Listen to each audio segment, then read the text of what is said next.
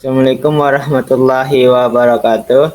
Perkenalkan, kami dari kelas D, dari mata kuliah Rekayasa Perangkat Lunak akan mempresentasikan hasil proyek akhir kami, di mana kami membawakan judul dengan sistem lelang online berbasis website. Sebelum itu, perkenalkan anggota dari kelompok kami. Di sini ada saya sendiri, Abdul Akil Murtado, dengan NIM F1020229. Kemudian ada 4 teman saya, yaitu Ida Ayu Rafikan Farapana Putra dengan NIM F1D022051. Kemudian ada Indira Felista Sanis Suparsa dengan NIM F1D022054. Kemudian ada Muhammad Esa Rasajili dengan NIM F1D022070. Kemudian ada Anselma Kalika Kirana dengan NIM F1D022112. Selanjutnya latar belakang ini akan disampaikan oleh teman saya. Baik, saya akan menjelaskan latar belakangnya. Lelang di Indonesia umumnya diadakan secara konvensional. Pelelangan yang konvensional biasanya diadakan oleh sebuah perusahaan yang bergerak di bidang jual beli barang lelang, di mana proses lelang diadakan di sebuah tempat sehingga konsumen atau penawar bisa berdatangan. Namun, dengan perkembangan teknologi, lelang barang dapat dilakukan secara online, memungkinkan siapapun sebagai pengguna terdaftar untuk melelang barang apapun layaknya sebuah pasar lelang.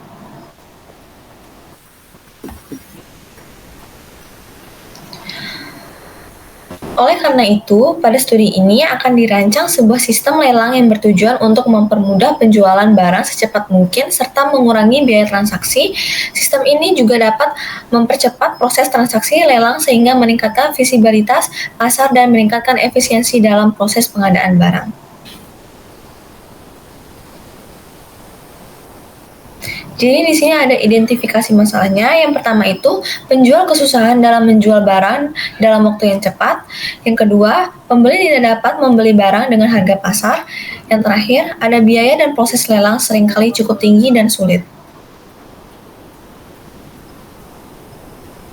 Di sini ada rumusan masalahnya. Yang pertama itu, apa langkah yang dapat dilakukan sehingga penjual dapat menjual barangnya secepat mungkin?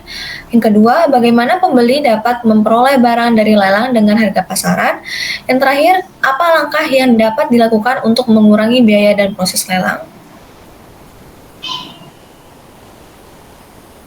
Dan di sini ada tujuannya, yaitu membantu penjual untuk dapat menjual barang dengan waktu yang cepat, membantu pembeli agar dapat membeli barang sesuai dengan harga pasar, meringankan biaya lelang, serta mempermudah proses lelang bagi penjual dan pembeli.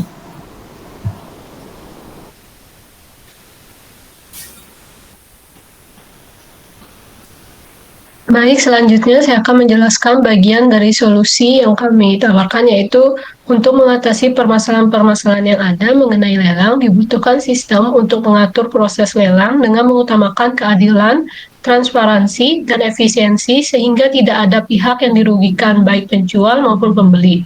Oleh karena itu, sistem lelang online berbasis website bisa menjadi solusi yang tepat untuk mengatasi permasalahan yang ada. Sistem ini akan menawarkan keadilan, transparansi penuh terhadap informasi mengenai lelang, memungkinkan penjual untuk menjual barang secepat mungkin, sementara pembeli dapat menyesuaikan dengan harga pasar yang ada dan secara efisien dapat menghemat biaya dan waktu.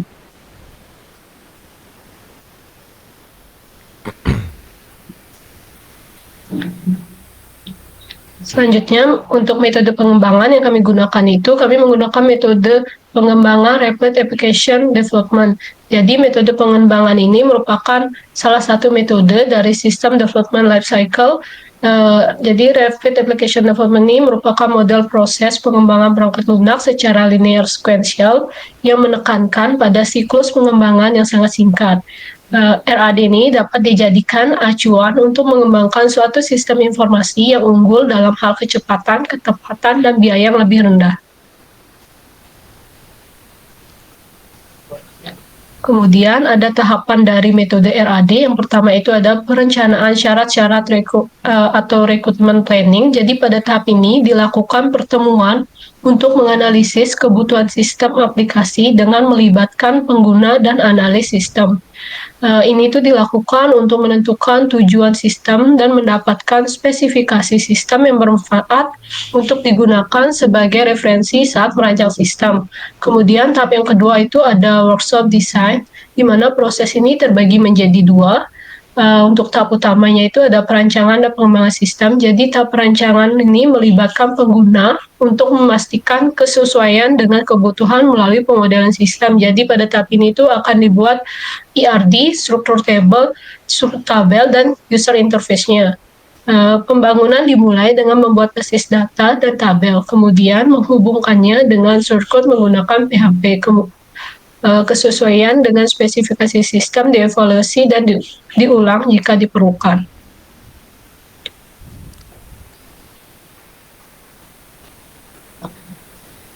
Kemudian tahap yang ketiga yaitu ada implementasi. Jadi implementasi ini adalah tahap di mana sistem telah selesai dibangun.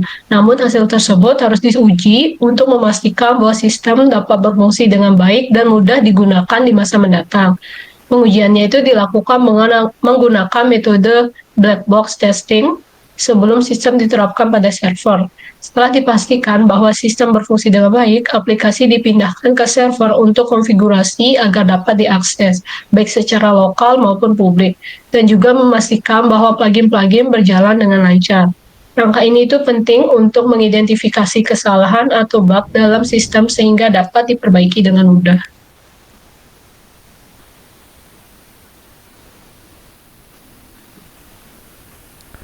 Oke, baik, berikutnya pada metode penelitian dari ketiga metode-metode yang sudah kami lakukan.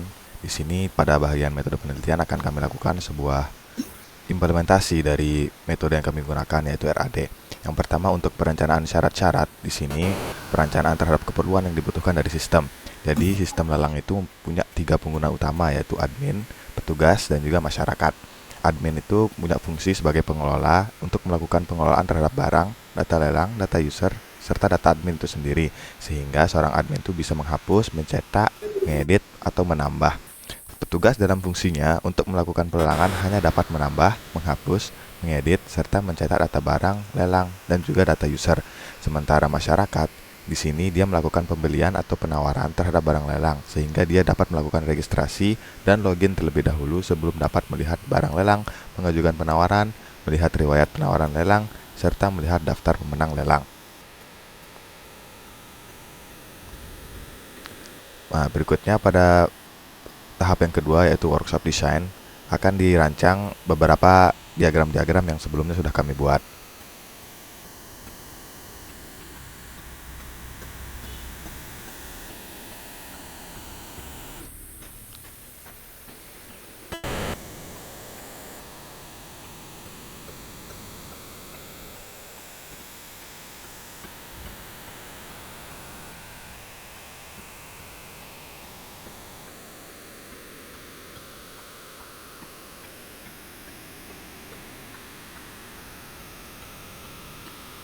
Oke, jadi di sini yang pertama ada use case diagram. Untuk aktor yang pertama yaitu masyarakat, dia bisa melakukan registrasi, melihat detail barang lelang yang dimana dia itu bisa mengajukan penawaran, kemudian bisa melihat barang lelang, melihat histori penawaran lelang, dan juga melihat daftar pemenang lelang. Keempat hal ini dapat dilakukan oleh masyarakat setelah dia melakukan login. Berikutnya, untuk aktor yang kedua ada aktor petugas. Untuk aktor petugas, dia dapat melakukan untuk menambah barang lelang, mencetak daftar barang lelang, menghapus barang lelang yang dimana dia juga mengedit barang lelang yang disatuin menjadi mengelola barang. Kemudian dia bisa menambah data lelang, melihat detail data lelang, mengelola data lelang yang include juga yang eksternnya adalah menghapus data lelang dan juga mengedit data lelang. Kemudian melihat data user, mencetak data user, kemudian mengolah data user, dia bisa menghapus ataupun mengedit, kemudian melihat laporan lelang, serta mencetak laporan lelang. Semua hal itu dapat dilakukan oleh petugas setelah dia berhasil login terlebih dahulu.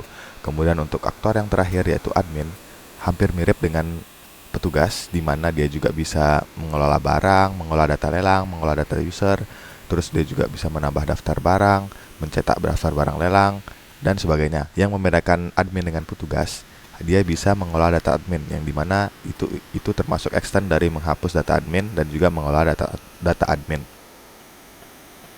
Next, untuk diagram berikutnya. Nah, untuk di sini, untuk activity diagram yang kami tampilkan hanya satu terlebih dahulu, karena untuk activity diagram itu bakal banyak banget. Jadi yang di sini kami tampilkan hanya satu terlebih dahulu.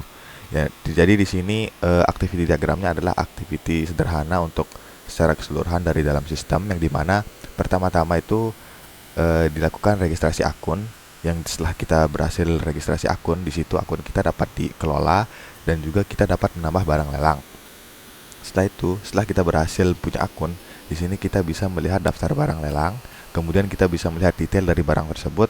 Setelah itu kita bisa menambah data barang lelangnya itu. Nah, setelah itu di sini ada namanya kita melakukan penawaran, yang dimana dalam sistem tuh bakal dicek apakah dia tuh pemenang lelang atau bukan. Kalau iya, dia bakal dibuatin kwitansi pembayaran. Setelah itu kwitansi pembayarannya dikirim ke pemenang lelangnya.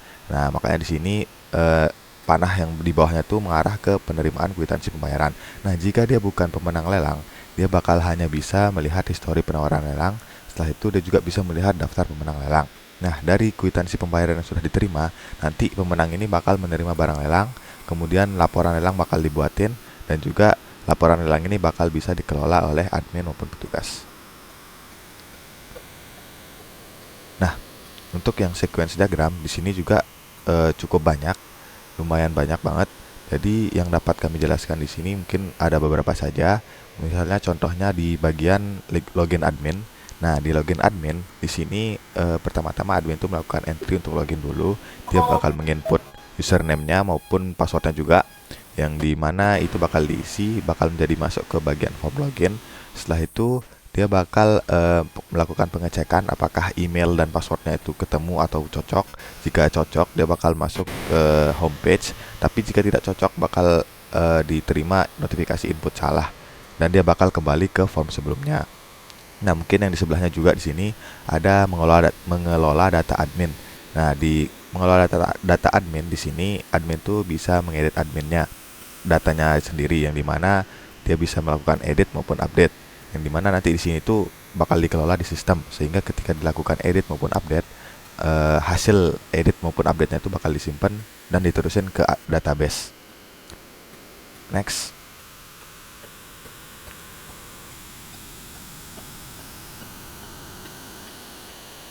Nah, kemudian di sini ada kelas diagram.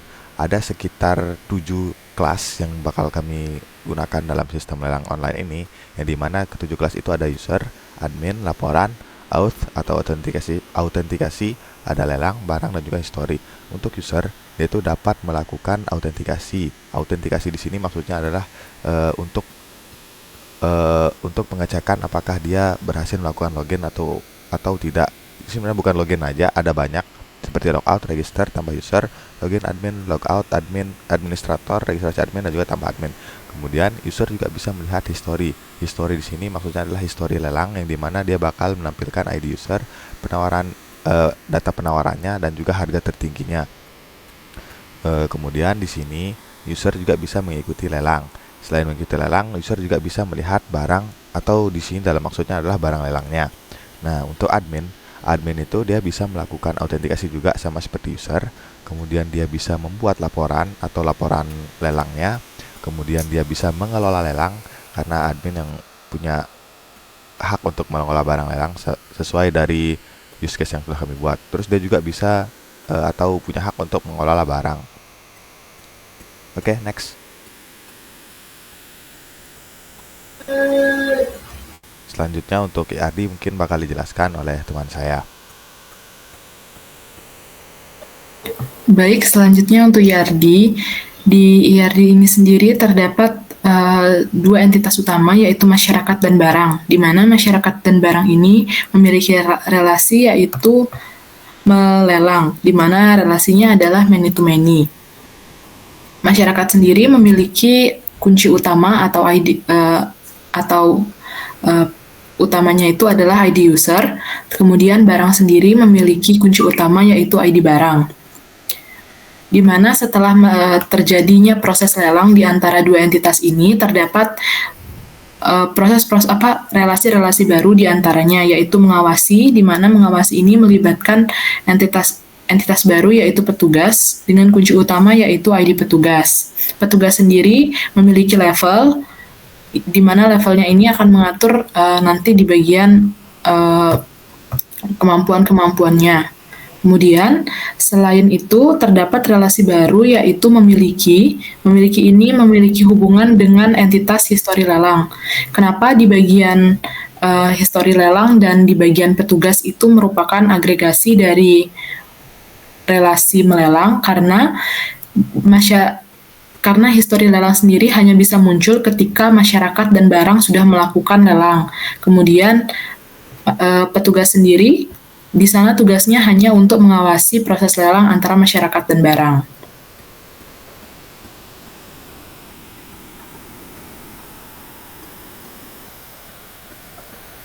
Selanjutnya adalah proses pembangunan sistem, di mana ini ada database dan struktur tabelnya.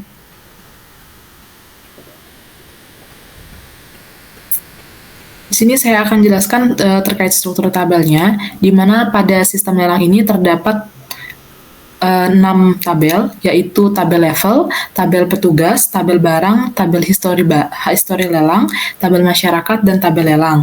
Tabel lelang dengan tabel masyarakat memiliki keterhubungan pada ID user, di mana ID user pada masyarakat menjadi foreign key pada tabel lelang. Selanjutnya, tabel barang memiliki keterhubungan dengan tabel lelang pada bagian ID barang, di mana ID barang ini menjadi kunci utama pada kedua tabel.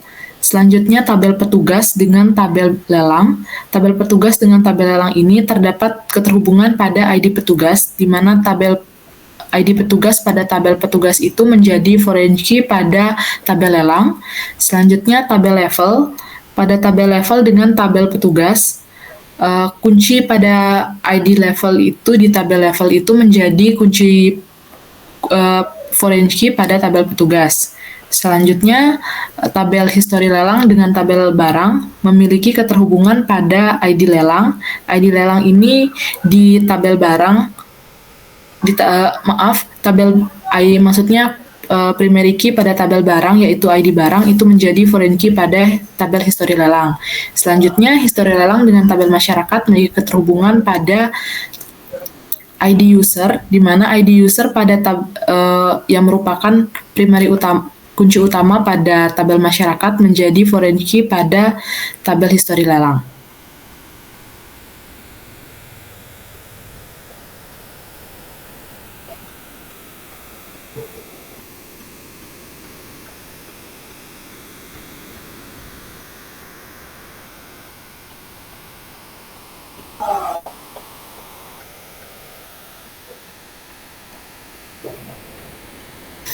Kemudian implementasi dari metode penelitian.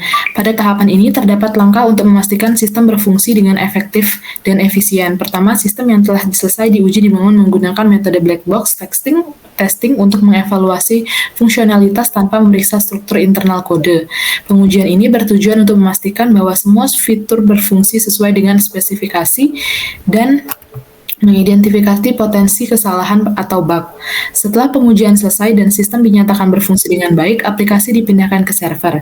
Pada tahap ini, konfigurasi dilakukan untuk memastikan sistem dapat diakses baik secara lokal maupun publik, serta memastikan semua plugin dan komponen tambahan berjalan dengan lancar. Langkah-langkah ini penting untuk memastikan bahwa sistem siap digunakan oleh pengguna dan dapat dioperasikan secara efektif dan efisien.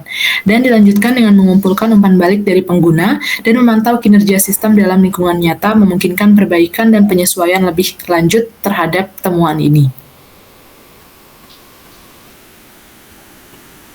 Baik, selanjutnya hasil dan pembahasan. Yang pertama ada kebutuhan perangkat. Berdasarkan penelitian yang dilakukan dalam menjalankan sistem lelang online ini, diperlukan perangkat keras dan perangkat lunak yang memadai dalam mendukung fungsi-fungsi dari masing-masing pengguna. Perangkat kelas yang dibutuhkan bagi semua pengguna sistem adalah komputer ataupun laptop. Sedangkan untuk perangkat lunak dibutuhkan database manajemen sistem atau DBMS seperti MySQL, Mongo Database untuk menyimpan data pengguna, barang, dan transaksi lelang. Bahasa pemrograman seperti Java, Python, atau C# dapat digunakan untuk mengembangkan sistem lelang online ini. Sedangkan framework web yang dapat digunakan seperti Django, Python, Spring, atau Java. Untuk sistem manajemen versi dapat menggunakan Git serta memerlukan teknologi real-time. Dalam sistem ini dapat menggunakan WebSocket untuk komunikasi dua arah. Karena pada sistem lelang ini terdapat pembayaran, maka dibutuhkan API pembayaran seperti Stripe, PayPal, atau Braintree, serta sistem keamanan seperti Spring Security, Django Security, atau Identity. Selanjutnya user interface.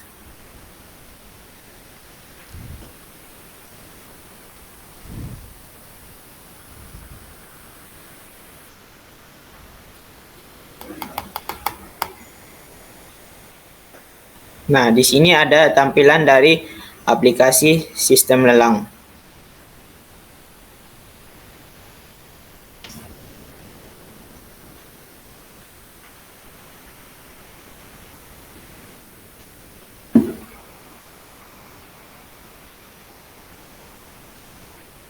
Di mana nanti pengguna bisa membuat akun dengan mengisi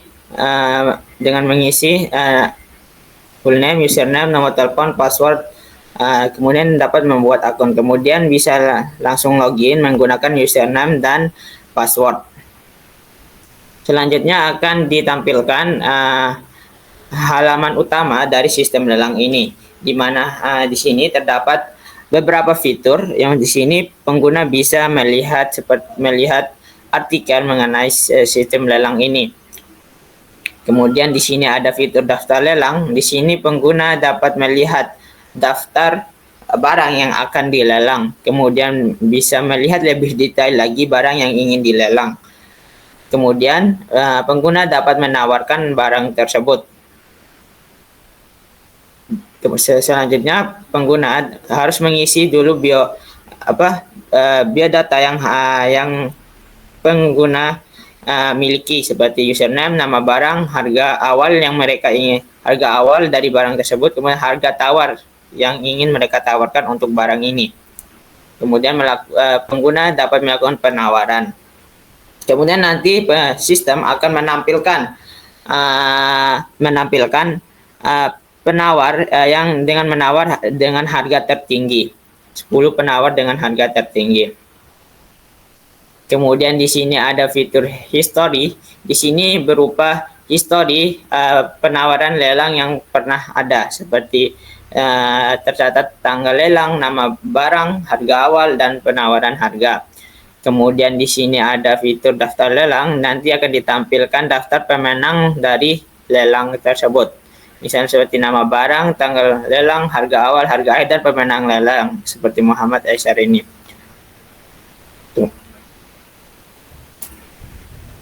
Itu untuk tampilan pengguna. Selanjutnya untuk tampilan dari petugas.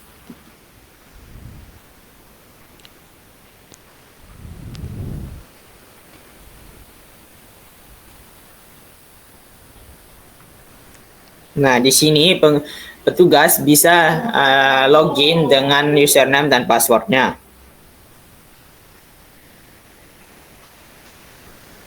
Selanjutnya akan ditampilkan dashboard dari petugas itu. Di sini ada berupa informasi seperti data barang, data administrator, data user, dan laporan.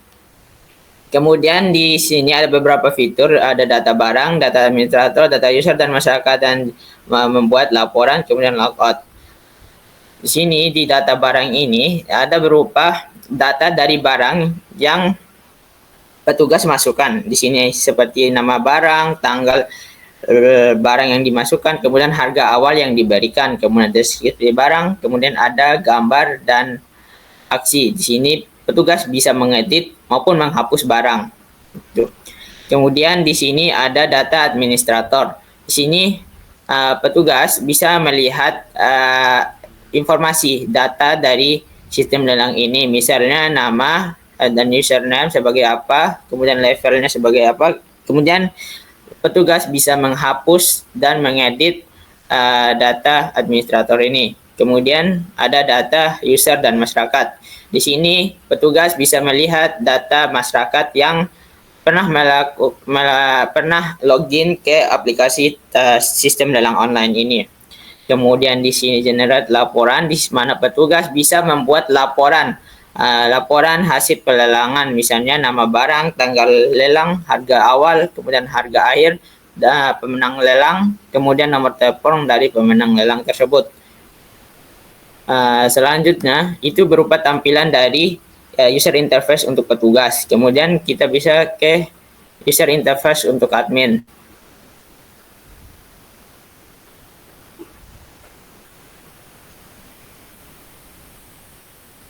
Di sini admin bisa melakukan login dengan username dan password. Kemudian di tampilannya sama dengan tampilan petugas tadi. Di sini ada data barang, data administrator, data user dan password. Kemudian bisa membuat laporan. Di sini data barang itu berupa nama barang yang ada di sistem lelang online ini. Di sini admin bisa melihatnya, kemudian bisa mengedit dan menghapusnya. Kemudian admin juga bisa menambah data. Dengan admin bisa menambah data dengan nama barang, harga awal, deskripsi, kemudian menaruhkan nama. Kemudian bisa menambahkan data. Kemudian di sini ada data administrator. Di sini admin bisa melihat data seperti data petugas dan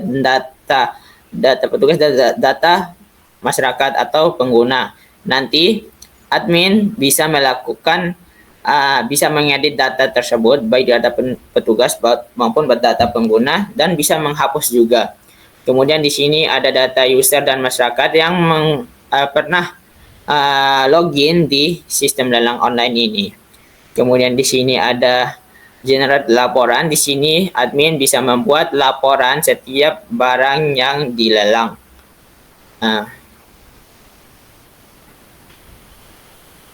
Mungkin itu aja untuk user interface-nya.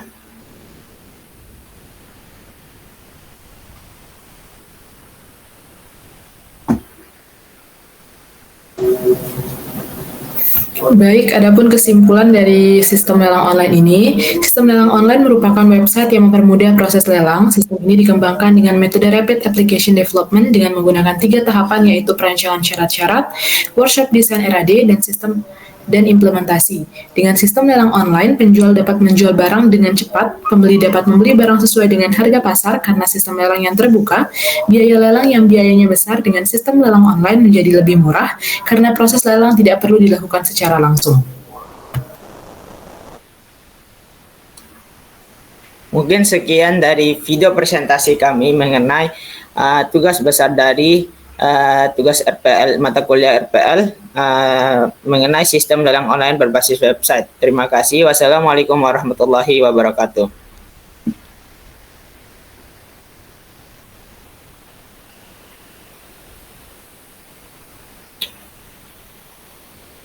Oke.